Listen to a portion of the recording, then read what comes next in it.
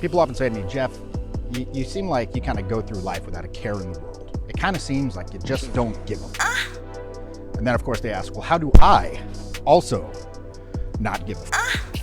Well, basically what you're trying to do there is you're asking how to do a negative, right? How do you do a negative? Well, you just don't do it.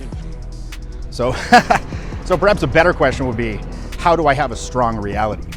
Now, my colleagues and I in the past, we've always said that there's essentially 4 pillars to a strong reality. And those are core confidence, bringing value, being assertive, and being unreactive.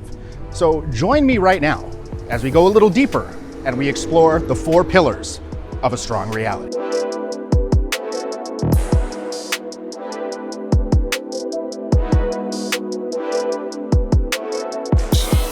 The first so-called pillar of a strong reality is, of course, core confidence. Now, when we're talking about core confidence, essentially, we're talking about having a sense of self that's independent of any external validation, right? It means not feeling like you've got to employ any personality other than your own. In other words, you can just go out and talk to people and you can be yourself and you don't feel like you've got to put on a character to impress other people. Right? And we've called this in the past persona fatigue. If you followed our stuff for any length of time, you might have heard us talk about the so-called 3 fatigues that wear you out on a night out. And the first of those is what we call hesitation fatigue, or the getting ready habit. So for example, when you're about to interact or perform or go meet someone, you might have this anticipatory entanglement that's like, okay, I'm about to do this, so I need to get ready, right? For example, if I'm doing a free tour and I'm about to go up and give a speech, I used, back in the day, I'd be sitting in the back of the room and the guy'd be on stage introducing me, like, he's about to come up, he's a great guy, he's Jeff, and da-da-da. And I'd be in the back, like, jumping up and down, like, shake it out, okay, shake it out, shake up the tension, like Rocky, slap myself in the face and doing all this wacky stuff. And then I'd go up. But what I realized, much later, was that all that was doing was just burning energy. Right? Anything that does not contribute directly to the process, whether that's the performance, the speech, the social interaction itself, the conversation, it's just burning energy, right? It's just burning energy that you could use in the actual performance, okay? So nowadays, and again, in a social setting, let me kind of give an example of what that would look like. You're about to go meet someone, you're like, okay, I'm about to go. And I see this all the time with students. They're like, okay, I'm gonna go. And they kind of hesitate and okay, what am I gonna say? They stutter step and they just get very tense. And again, that's not contributing to the process itself, and it just burns energy. So instead, nowadays, if I'm about to give a speech, I just chill in the back. And when it's time to go up, I just casually get up and go. I save it all for the moment, okay? So hesitation fatigue is one. The second is what we call judgment fatigue, self-judgment fatigue. And this is when, over the course of a night, say you go speak to someone and they don't respond exactly the way you wanted, entirely positively to you, and it doesn't, kind of fizzles out, or maybe it goes out with a bang even, and then you leave the interaction and you're judging yourself. You're like, oh man, I suck. It's this sort of generalized judgment, I suck, and you just kind of circle the drain of despair in a shame spiral, and your night goes down and down, right? So you got hesitation fatigue, judgment fatigue, and what we're talking about here is the third fatigue, what we call persona fatigue, where you're kind of talking to people and you're not being yourself. You're putting on this sort of almost vaudeville act. You're like, hello, my darling, hello, my baby, you are my ragtime gal. Do you like it? Do you like it? Again, you're trying to walk a tightrope of what you believe other people are going to like, as opposed to being authentic. And that in and of itself burns a lot of energy, okay? So again, with core confidence, you don't feel the need to put on that persona. All right, with core confidence, you don't have any need to push buttons or employ any sort of psychological gambits in order to generate responses from people that are going to give you confidence, right? So I guess the best way to, wrap this up in a bow tie is, with core confidence, you want to focus on expression, not impression. In other words, you want to focus on expressing yourself, not attempting to impress other people.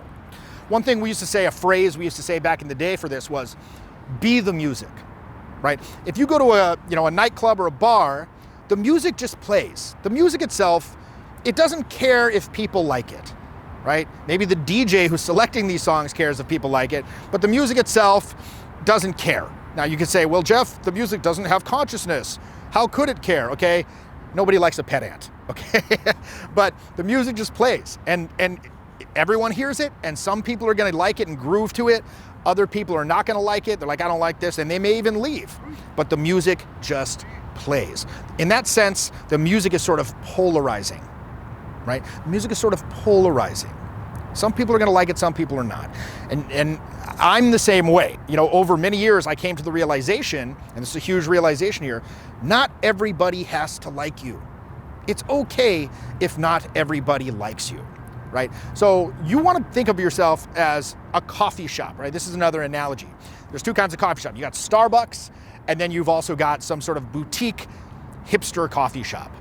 Now, Starbucks, everyone's gonna drink it, right? I don't think I know a single person that, like, if they want coffee, that is, and they're presented with Starbucks, they're gonna be like, no, get this away. Starbucks, disgusting, unpalatable, undrinkable. I mean, yeah, maybe it's not their favorite in the world, but if they want coffee, you know, it's not bad. If it was bad, there wouldn't be like 3 million of them on the planet, right? But the thing is, everyone will drink it, but nobody's getting a tattoo of it. Although I'm sure somebody does. Somebody's gonna like pop up in this video. I have a Starbucks tattoo, Jeff, right? There's always one. On the other hand, that boutique kind of hipstery coffee shop in the neighborhood, some people are gonna, like, a lot of people are gonna swear by that. They're gonna love it. They're like, dude, this is the best coffee. This is how coffee should be made. Single bean, you know, single origin beans, freshly ground, pour over, oh, with love, it's the best. And other people are gonna absolutely despise it. They're like, oh, I hate that place. It's so pretentious. These baristas with their twirly mustaches and their, you know, $8 coffee. Ugh, no. You know, again, but some people are probably actually gonna have a tattoo of that boutique coffee shop. So again, it's okay if not everybody likes you, right? And then interestingly enough, you know, when I go out and I'm putting my personality on the line, this is what you want to do. Simply go out and put your personality on the line and see who's into it. You know, when I go out, I'm not trying to like find 10 people that think I'm sort of okay. Oh, this guy's fine. You know, this guy's fine. It's totally fine. He's cool, I guess. Right? I'm trying to find that one person who thinks I'm absolutely amazing. Like, oh my God, I've never met someone like this. His worldview's so unique. He's got an interesting aesthetic, et cetera, et cetera. I really dig this dude. I'm digging what this dude is laying down, right? And interestingly enough, when you have that attitude, when you're going out and you're just putting your personality out there and seeing where the chips fall, so to speak, paradoxically, you'll find that you actually have chemistry with a lot more people, right? And I think the reason for that is because, you know, the number one rule of social interaction is whatever you feel, they feel. And as such, when you go up and you're very authentic and spontaneous and you're not concerned about that kind of stuff, people are like, wow, you know, this person's free maybe in a way that I'm not. And they kind of get a whiff of that. And they're like, if I were to hang out with this person, maybe I could feel like that too. And then beyond that, I've even had many experiences where, you know, I initially met someone and they didn't like me. They're like, I don't like this guy. He's obnoxious. He's a little too brash, a little too cocky. I don't like his weird mullety haircut. But then after a little bit more interaction, because I didn't react to that, and I just continued to like, oh yeah, that's fine, you know. Yeah, so anyway, and I just continued to kind of beam my positivity, for lack of a better word, out, my actual personality out, they came around. They're like, actually, I kind of do dig this guy. And in many cases, I ended up dating those people for years in some cases. So by being concerned about what other people think of you, you're creating a gap between the true you that lies at the core of your being and that persona that you're projecting out to the world. And for better or worse, usually worse, this is gonna affect how you come across. Like, things are gonna seem a little unnatural. They're gonna seem a little forced, a little awkward. There's gonna be this slight off timing in your delivery, right? There's something strange that the person you're interacting with, they can't quite put their finger on it, but they know it's there. And what's going on here is essentially a second guessing of yourself that ends up communicating an internal incongruity. So let me explain that a little further. What does that mean? Well, I think that most of us, we think of our communication as this sort of generalized gestalt, right? This generalized whole. You know, I go out and I communicate, I just talk, and that's my communication. In actuality, if you look deeper, there are several subsystems or so-called modes that are competing to assert what they think is best for the well-being of the entire organism. And within those modes, there's only an imperfect tendency towards unification. So what are these modes? Well, first off, you've got the external projective modes, and this is getting a little bright, so I'm just gonna throw on my cool shades here for a moment. So with our external projective modes, you've got your face, through which you send specific emotional messages with your eye contact, focus process, and the musculature of the face surrounding the eyes. You got your voice, through which you're not only sending verbal content, but you're sending a tone content through the language musicality that you're employing. You've got your body, which employs proximity, touch, and gesture to communicate. And then going inwards and upwards, you've got your intellect that observes, analyzes, makes creative decisions, and of course also judges. And then going inwards and upwards even further, you've got your intuition, that's sort of serving up suggestions of things to do and say, and it can draw from information that is not consciously available to you at the moment. And then you've got your higher observer, you've got universal energy, right? So you've got all these modes that are sort of, again, competing to assert what they believe is best for the well-being of the organism, with this imperfect tendency towards unification. So what's going on with this incongruity is your intuition will offer up a suggestion of something to say. The intellect then will judge that suggestion, and it will deem it potentially dangerous, right? If I say this, I'll look stupid. If I say this, I'll look silly. If I say this, I'll look potentially too pushy or aggressive, et cetera, et cetera, et cetera. Then what happens is the intellect calls physical tension into play to repress that impulse. And as a result, your face, your voice, and your body, they don't express themselves freely the way that you might if you were just chilling and talking among your close friends. So therapy actually aims for mode congruence, right? That's an aim of therapy. It's a healthy behavior and a major goal of treatment, right? Incongruity is considered unhealthy. Why? Because it indicates an internal division and strife going on. Essentially, it indicates there's an imbalance in the person, right? Every mode in this person, when you're incongruent, all the modes are saying different things, and not even the person projecting knows what's true, right? Now, when you're going out and you're projecting, you're trying to impress, you don't have that core confidence, you have that incongruity, in the moment, you probably don't understand the mechanism behind all this, right? You're not saying, oh, my modes are incongruent. All you know is that you can't express yourself freely, and so does the person that you're speaking to, right? And essentially what they're thinking is this. They're thinking, if this person can't trust themselves, then why should I? So there are many reasons for this incongruity phenomenon. And quite honestly, that's probably a topic for another video, right? Negative social conditioning, this compulsive need to judge and be judged by others, et cetera, et cetera. But basically, just kind of in a nutshell, what's going on, our intellect has achieved a position of control in this system. But at the same time, the intellect isn't entirely competent to deal with the very energies that it's trying to manipulate, right? It's not equipped to deal with the energies it's put itself in a position of authority over. And as I said a moment ago, with the intellect, it uses the kinesthetic mode, or your body, as a sort of enforcer to try to bring the other modes to heel. But in reality, all it does is it just ends up screwing up the entire system, right? So for a person who is congruent, on the other hand, they're not broadcasting that off vibe. They're magnetic, they're charismatic, right? People are sucked into their reality, and the people they talk to are asking themselves, hey, does this person like me? As opposed to the other way around, like, oh, do I like them? So look, I feel like a lot of people run around, in fact, most people run around trying to attain things that they're told that they should want, right? By society, by their peers, and they end up completely neglecting the things that they want. So I want you to ask yourself here right now, who am I? Who am I? That's a very important question, because ultimately you're aiming to hit that 100% expression point where there's zero attempting to impress other people. It's like, yeah, you might want to enhance the vibe, you might want to say fun things, you have a sense of decorum, but ultimately you want to express yourself 100%. There's a real power in authenticity. And look, yeah, I may be somewhat polarizing, right? I go up and I say what I think is funny. Some people aren't gonna share that sentiment. Let's just say there's a lot of things I kind of have a dark sense of humor at times. I can be a little bit blunt, et cetera, but I'm not doing that for the sake of being polarizing. I'm just being myself to the hilt. And I always throw that out there because you very often see that phenomenon. Like on program, on our live coachings, you'll get some student who goes up and he's just saying these outrageous things, and it's not landing right at all. People are getting offended. And I'm like, why are you saying this? Like, well, I heard you say it, Jeff. I heard one of your colleagues say it, Jeff, and I thought it would be funny. But again, it's not their actual sense of humor. It's not authentic. It's incongruent, and as such, it lands wrong, and it just kind of sinks the interaction. So I guess a shorthand for core confidence would be amusing yourself as opposed to trying to impress. In other words, self-amusing. Like when I go out, my prime directive is essentially, what's the funniest thing I could say right now?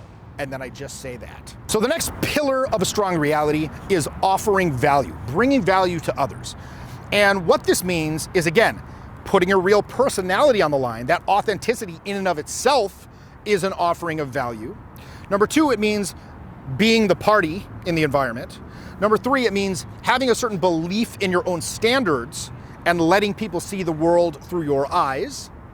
And it also means not reacting to the value that you, and this is a big one, not reacting to the value you want from people, but rather viewing them as human beings to have fun with, right? You're just gonna share your experience with these people, and you're gonna enhance the vibe, right? So I always tell people when we do the live programs, I say, tonight when we go out, and really anytime you go out, I want you to view your interactions through the following lens. Are you A, trying to weasel your way into other people's party? Like you see people there and you're like, excuse me, may I join the fun, people? Please buoy up my state. Like you see people having fun, you're trying to weasel in. Or are you actually having fun independently and then bringing the party to them, right? Are you leeching energy or are you adding energy when you go up to people, right? And you see this a lot. Very often, a lot of people have that sort of hesitation, that anticipatory entanglement, the getting ready habit. They stutter step, they screw up the courage, and then they go in like way too abrupt. They're like, hey, what's going on? Blah, blah, blah, blah. Hey, what's going on? Blah, blah, blah, blah. And people are just like, whoa, what is this? And then essentially, then they kind of stand there and they're like, please buoy up my emotional state. I know you're having a good time here. I want to have a good time too. Can you please buoy my emotional state up? It's like, look, these people aren't here to assuage your emotional wounds from not being picked at dodgeball in elementary school, okay? It's likely Friday night, they're out, they're having fun, they're relaxing in the park trying to enjoy their day, and now you're like, please make me feel better, as opposed to someone going up and being like, adding some energy, adding something that's interesting, or curious, or different, or hilarious, or even outrageous. Are you adding something? Bringing the party? Are you bringing something to the interaction? Again, are you adding energy or are you leeching energy? Another example of this is, you'll often see people go up and they talk for a little while and then they try to like own their intention or put out a statement of intent, whether that's, again, it could be a business thing, it could be, in a romantic encounter, they throw out some sort of romantic compliment like, damn, I love your look, it's hot. And then there's no follow through. They just sort of wait there on pause to see how they're gonna react. And it's super weird because they're like, they throw out the statement of intent and then they're like, what do you think of that? And then the people are just kind of like, thank you, what am I supposed to say here? They don't continue to vibe and just go on in time. It's just this very kind of awkward pause where they're like, can I have the value now? May I have the value now? So the reason this is so important is, look, it all goes back to the number one rule of social interactions, which is whatever you feel, they feel, right?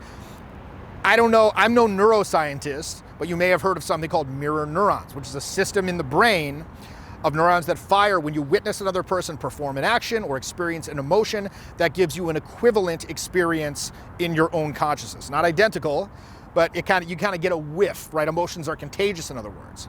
So you want to put yourself in the state that you want other people to be in, right? Or rather, I would put it a different way. You want to put yourself in a state that the other people themselves want to be in. So if I'm going up and I'm trying to meet someone for a potential romantic encounter, I want, like, let's say I go on a date. I'm going to show up on that date and my vibe, I'm going to be fun and interested. Fun and interested in pursuing the romantic encounter, right? I'm gonna put myself in that state and I'm gonna communicate that, right? I'm gonna be positive, I'm gonna be funny, I'm gonna be smiling. I know a lot of times if you've ever been with me on, a live coaching program, I can come across a little brusque. Sometimes even in these videos, the attitude's kind of like, all right, idiots, listen up. This is what's going on, right? But if you see me actually interacting and mingling with people in a social environment, I'm actually smiling quite a lot. I'm like positive, funny, I'm smiling. I'm like a fun guy, like Kawhi Leonard, right? And most importantly, I'm relating to them as a person, not as some means to an end, okay? We used to call this me, you, not me, it. Okay, so pillar number 1 is core confidence. Pillar number 2 is bringing value when you go up and interact with other people. The third pillar of a strong reality is being assertive. This actually means putting your intentions out into the world and actually starting to kind of advance what you'd like to happen in all your interactions. So what does being assertive actually look like? Well, first off, it means making eye contact with the person. Okay, it means standing in front of them, right? Body language that's, taking up as much space as it needs to, not, this overly puffed up thing in an attempt to appear alpha and tense, but rather a loose readiness where, again, you're not afraid to stand in front of someone and look them directly in the eye and, own your intention in a fun way, right? You've got a cool vocal tonality, right? A little breaking rapport tonality. As opposed to this, do you like me? Do you like me? Listen to the way that I speak. There's a little bit of a cocky edge to it, right? In fact, my buddy Owen, he used to say back in the day, he's like, Jeff, even when you try to do trying for rapport, it just comes across as neutral. And I don't know, this has always been my kind of way of speaking, but it served me very well, okay? So it means that. It means, is your face, your voice, and your body owning intention and kind of asserting itself, asserting what it wants to achieve, what outcome it wants to go for, win-win, of course, in that interaction, okay? It also means leading the interaction, right? Moving it along, that horizontal plot development, but more importantly, I think it means leading yourself, right? It means leading yourself. It means punching through the wall, so to speak. It means approaching with full anticipation of success. Approaching with full anticipation of success and fully putting yourself out there. Again, fully putting your personality on the chopping block, so to speak. You go in, you're fun, you're cool, and you smoothly lead. You're creating a vibe. You've got that vertical vibe development that makes people look and be like, okay, this is interesting. That cracks through their reticular activation system and makes you emotionally relevant and says, you know what? I know there's all this other stuff going on in the environment, the lights, the music, this, that, the next thing, but now, what's going on here? Okay, this guy's interesting. This person's different.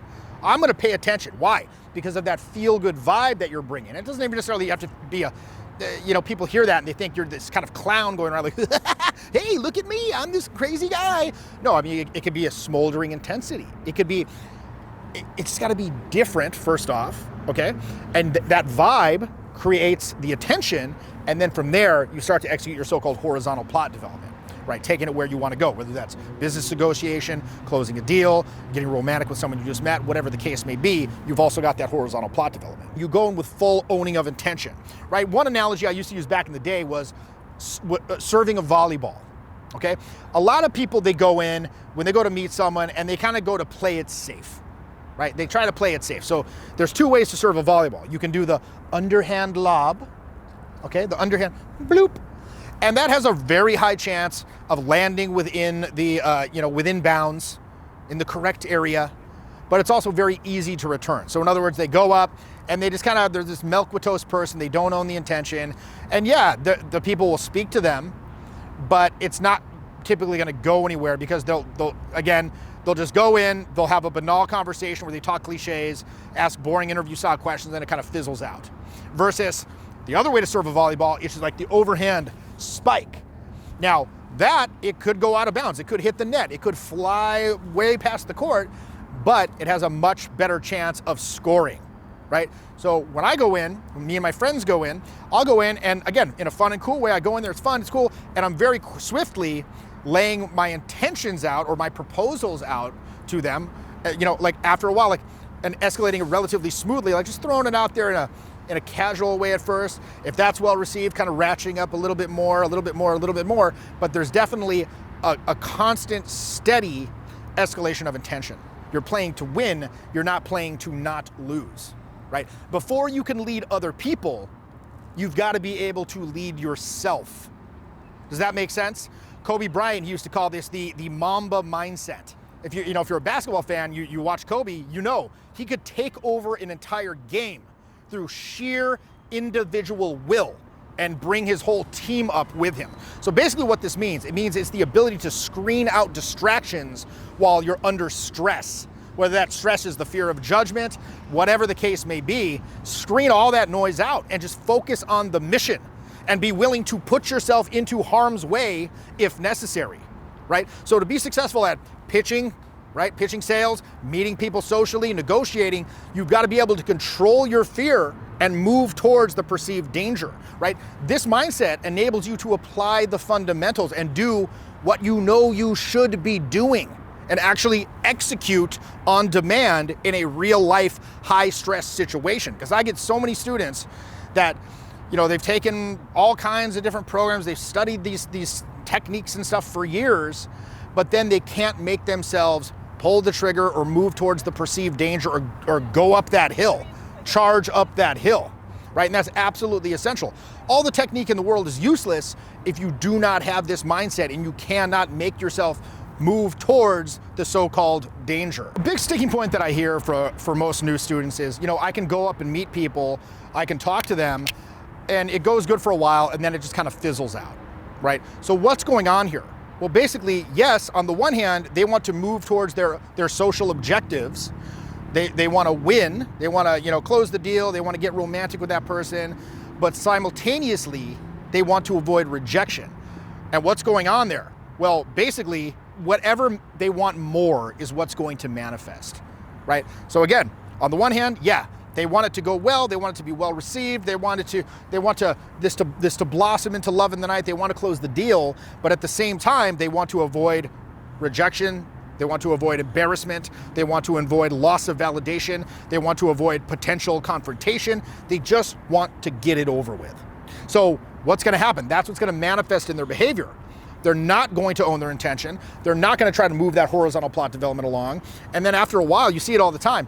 They go up, and initially, very often, because people are generally pretty receptive, right? Despite what all your fears and anxiety might be telling you, and generally people are pretty receptive if you go up and you're cool.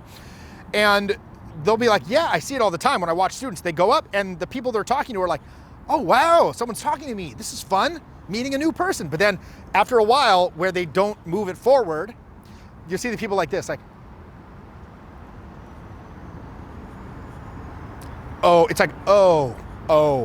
okay, one of these.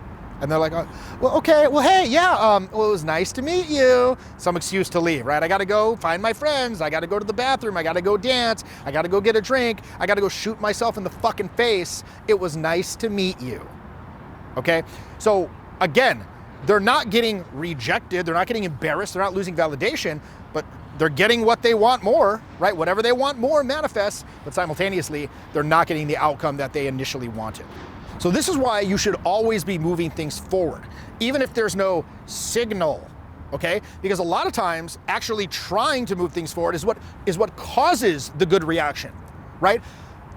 That it's actually like the moving it forward actually causes the attraction, and people don't understand this, right? Very often, they're looking for the sign, like when's the best time to do it?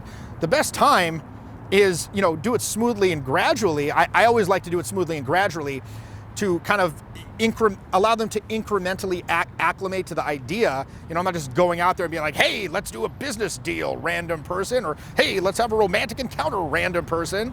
I ratchet it up, and that's what's called being smooth, but I'm always moving it forward, even if there's no signal. Because a lot of times people are just sort of indifferent, or they're not very expressive in general, and they're not going to put out a signal. In fact, I remember one of my ex-girlfriends, I was on a date with her when we first met, and she didn't seem really that enthused about the whole situation, and I was just going through the motions. I'm like, I'm doing what I usually do, and then when near the end of the date, I'm like, yo, let's get out of here. I don't like the cocktails here. I make way better cocktails. I have a bar at my house. I'm a bit of a home bartender, which is a nicer way of saying alcoholic. Haha, let's get out of here. And then she's like, and again, fully expecting her to be like, nah, I'm good. But then she's like, yeah, all right, let's go. I'm like, what? It worked?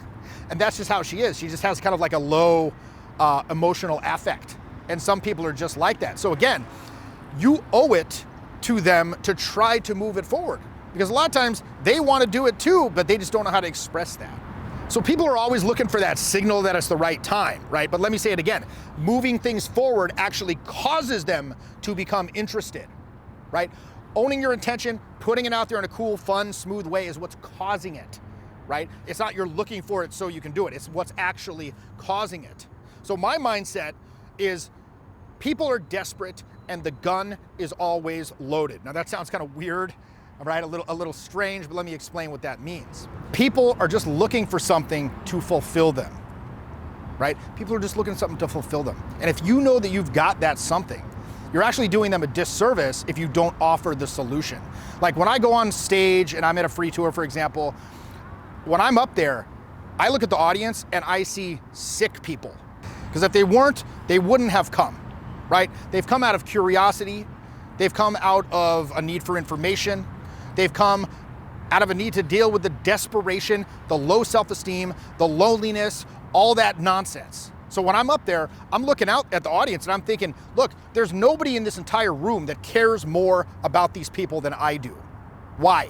Because I'm the only one here that can bring you from where you are to where you want to be. I have the solution. I've done this with thousands of people. I see the results. They write me, they tell me, they send me pictures of their wonderful successes in the night that I then pleasure myself to in a tub full of Jell-O. Okay, maybe that last part isn't true. Maybe it is. You'll never know, all right? But that's why I care, because I know that it can happen. I've seen it. You might doubt yourself. You might doubt me, but I don't, because I know the possibility. Those people in the room, maybe they don't, right? And it's the same when I'm on a date. I see the win-win. I own the intention, and I lay the proposal out there in a fun and smooth way. Now, again, when I say smooth, what does that mean? It means I know the technique, the horizontal plot development. I know both. I know how to create that vertical vibe, but I also know the horizontal plot development technique, the waypoints, right? Again, the signposts that typically go in one of those types of interactions, whether that's a sale, whether that's a negotiation, whether that's, again, a romantic encounter, right? So again, you've got that technique, which is that horizontal plot development, and then you're creating that vertical vibe. Most people can grasp technique because it's logical, right? But the vibe kind of eludes them. So again, when we're talking about being assertive, it means owning your intention and asserting yourself in a cool and fun way and leading things pretty methodically towards the outcome that you want. So the fourth and final pillar in a strong reality that's going to give you a lot of power in your interactions is being unreactive. Now you might ask yourself, Jeff, be unreactive? Didn't the very beginning of this video you say you can't do a negative, right? But I did, you're right. But here it actually makes sense, okay? What is being unreactive? It means that you do not react to adverse events, but you keep your eyes on the prize and you stay proactive.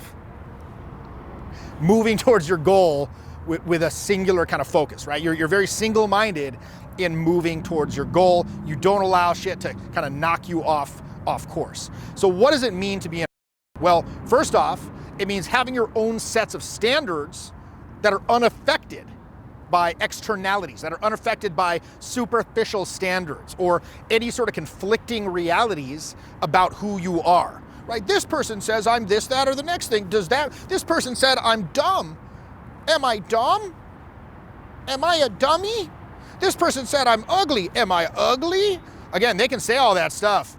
But again, I look in the mirror, I'm like, there's Jeff. There he is. This is how it turned out. This is how the Jeff Allen DNA experiment turned out.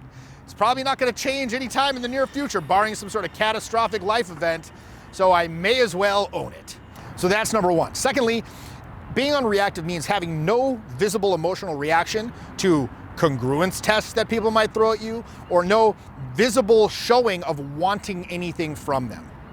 Okay, we used to call this the hot guy blasé or a studied nonchalance, right? And I'm going to tell you right now, all the best people at social interaction, all the most charismatic people you can think of, they have that quality, right? Where they're just kind of indifferent to the outcome. Yeah, they're enjoying themselves, they're putting on a good vibe, but if the other person were to leave, yeah, maybe they wouldn't like it, but they're barely going to notice. They're going to go on. The movie doesn't end, right? Because it's their movie, it's not other people's movie. right? Being unreactive also means understanding that in any interaction, there's always one person reacting more to the other person than that person is reacting to them. And you use this phenomenon to draw them into your reality. Now, a lot of people hear unreactive and they think that it means being inexpressive, right? In reality, being unreactive actually frees you up to be more expressive than ever because that judgmental interference has been taken out of the equation, right? So rather than being unreactive, you are proactive. And what that means is you are at the cause end of things in the environment, where you're making things happen in the environment rather than being affected by things in the environment. Being unreactive means you have a freedom from the outcome, right? Yeah, you'd like it to go one way, but you don't need it to go one way. So in other words, you go up, you express yourself, then you smoothly put your intention out there. And what this does is it screens for those who like you for who you really are. And again, I'm not looking for 10 people who think I'm kind of okay. I'm looking for that one person who thinks I'm amazing. And when you do find that one person, the attraction, the connection, the chemistry is going to be 100 times more powerful because it's based on who you actually are. When you go out and you meet people, there's the rule of thirds, right? A third of the people are going to be like, no, thank you, immediately, for whatever reason. A third of the people are going to be like, haha, you're cool, but no, thank you. And then a third of the people are going to be like, yeah, like, yeah. Said it wrong the first time. Got to say it with a lot of enthusiasm. Yeah, because that's how they're going to be. All right. Now, is it a third, a third, a third? Maybe. Sometimes it will be. Sometimes it'll be the first person you talk to, but that's just the mindset, right? In the absence of gross technical or mechanical errors on your part, like if I go up and I say something really dumb or I flub the line or, there's any number of things that can happen. In the absence of that, my mindset is there is no rejection. There's only lack of chemistry, right? That customer didn't need what you were selling, right? That particular customer had no need for what you were selling, and that's fine. There's always going to be that element of randomness, and that's why it's a bad idea to look to people's reaction to you as a metric of success. Now that makes a lot of sense on the surface, right? Because you're like, damn, well, it makes sense to me. If they liked it, it worked. If they didn't like it, it didn't work. Right? But why? Why is that a bad metric? Because you're never going to be able to get over that element of randomness. You might be going to speak to somebody, but it turns out they're actually like mentally ill, okay? Or any number of things, right? So there is no rejection, there's only lack of chemistry. So your unreactiveness, this shows not only in how you respond to people's tests and their frames, there's a lot of other things going on. For example, let's say that I'm talking to someone and other people barge in and they're trying to like interfere or even make fun of me. Like, oh, I'm gonna go steal the interaction from Jeff. Very often when these people barge in, I would barely even react. Like I wouldn't even react. I would just kind of smirk and like look at them. I'd like raise an eyebrow and like look back at the person. Very often that was enough to completely shut them down because they're trying too hard. Or I would even push the people towards them like, oh yeah, this looks great. You guys would make a great couple. You should speak to him. Speak to him. They'd be like, no, right? So it's very interesting because this type of behavior, it indicates that you, again, do not care about that outcome. You're unreactive. So this type of thing, even though it's a little bit extreme, it demonstrates that you're in charge, you don't care either way. Essentially it's very, very high status behavior. And people tend to fall head over heels for this type of behavior if it is done genuinely from a position of abundance. Okay, that's very, very key. Because it communicates essentially you don't need them, right? Isn't it funny that, once you care about whether or not it's gonna work or they like you, it ends up sabotaging the whole interaction, right? So this begs the question, how do we get around that paradox of striving toward an outcome while remaining detached from it? Well, how do you do that? You develop an entirely new outcome that's completely independent of their reaction. Again, you can't control the reaction. You can never eliminate that element of randomness. An analogy we used to use way back in the day was imagine you're an archer and you're shooting arrows on this field with a random wind that could blow through from any direction, right? This wind cannot be accounted for. It cannot be predicted. Would you blame yourself for that wind blowing your arrows off course? No, you would just aim to the best of your ability and you would continue to shoot to arch Is that the verb? Arch? Okay. You'd arch away like Robin Hood. So in other words, my mindset is I don't care if they respond positively. I care about three things. My criteria for success, and this is what I tell the students on, on the live coaching programs. It's like, if you execute these three things successfully, you can consider it a successful interaction. Number one, did you actually step up and strike up a conversation? Number two, did you actually own your intention and propose what you wanted? And number three, did you amuse yourself and put your personality on the line? As opposed to, trying to walk this tightrope of what you think they might like or trying to cater to them. So what this does, this screens out the people who don't like you for who you are. And then again, when you meet the ones who do like you, they like you 10 times more because they're congruent, unapologetic, et cetera, et cetera. There's not a single person out there that everybody likes. If you never get rejected, you're probably not trying to close hard enough. And that's just the bottom line. If you get one thing out of this video, it's this. If you're not getting rejected, you're not selling hard enough, right? Part of the fun, again, a third of the people are gonna think you're okay, haha, but no. A third will be disinterested, and a third will be very down. And a lot of the fun of a night out is meeting those people, meeting lots of people, so you can find that little segment that you have the real authentic chemistry with. And that's when things are just gonna pop off. You're not gonna get this like sort of milk with toast reactions where they're kind of ho-hum about it. No, they're gonna be like, yeah. They're gonna tell their friends, hey, I love this person I just met. We're gonna go to the after party. I'll see you later. Look, I've been coaching clients on how to meet people live in the real world for the past 18 years, okay? 18 years. And ultimately what I've seen is success comes down to removing these inner blocks that we've been talking about here today that essentially paralyze you when you're out and prevent you from taking those actions that you know you're supposed to, right? You know what you're supposed to do, you know technique, but you just can't do it. And that comes down to removing those inner blocks. So my program focuses on pinpointing and releasing those tensions that cause you to come across as incongruent and screw up the vibe. So if this resonates with you, if you're ready to take that step, click the link in this description, okay? For a limited time, we're doing one-on-one charisma assessment coaching calls. And from the conversation that we're gonna have, we're gonna diagnose what's really going on with your belief system, what's hindering your growth, and exactly what we're going to do to fix that with practical steps, okay? I'm all about practicality. We're gonna give you clarity on what your true goals are, and we're gonna explore how we can help you to master these skills, right? To learn how to create instant connections and open the doors to unlimited opportunities in your life. This is my best work ever. I've been working on this my entire life. You're gonna be blown away. Don't wait. Click the link in this description below, and we'll talk to you on the call. This program is designed to give you a process to open and sustain charismatic expression with increasing consistency. Remove the obstacles, isolate the skills, exercise them separately, then put them together in a more completely realized whole. How to speak to all the issues surrounding this interrelationship between intuitive and intellectual resources is arguably the most fundamental challenge facing anyone who's attempting to improve their communication skills. So if you're looking to develop general charisma that you can apply across all areas of life, definitely check out Jeff's Charisma Mastery.